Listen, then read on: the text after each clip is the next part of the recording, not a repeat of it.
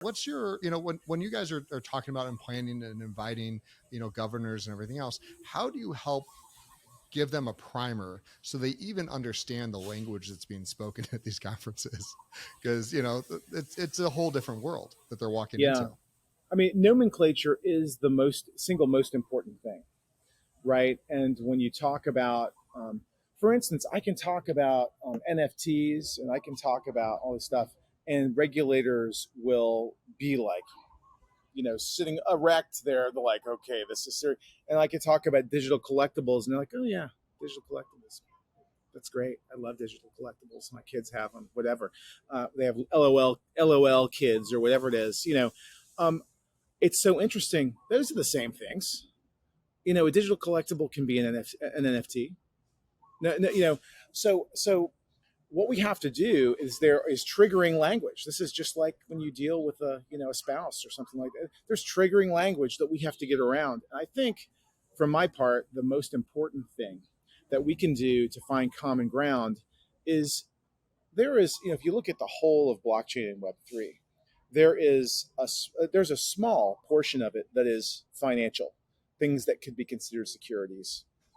And then there is a huge swath of other things. Now, people right away glean on to the things that the shiny things that are easiest to implement, like swappers and tokens and all that stuff. But what we really need to do is mainstream this technology and show regulators that there's a real benefit to it. I mean, if you remember, you may not, I don't know.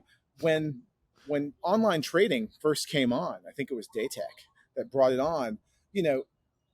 Schwab and all the big companies were like, oh yeah, people they want to have a relationship with their trader. Yeah.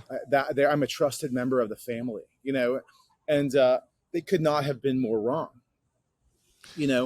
because people want the ability to make that decision themselves. It's like what Martin Luther did to the Catholic Church, and they let people have a personal relationship with their God instead of having to go through a priest to have a relationship with God. And not to say that your investments are God. It's just thing. Don't worry.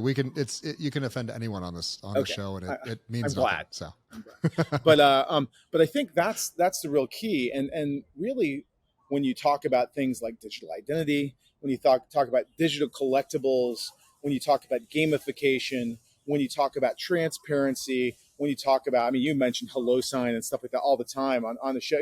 Like these kinds of things, this technology, leveraging blockchain in a way that's just stupid easy, and basically you're leveraging these worldwide blockchains as a method for delivering zero knowledge proofs. Yep.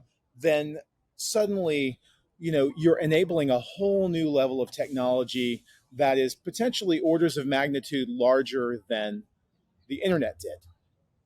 Right. Oh, and I think that the best thing that we can do for ourselves inside of our community, our community of blockchain and Web3 people, is focus on the things that improve the most people's lives.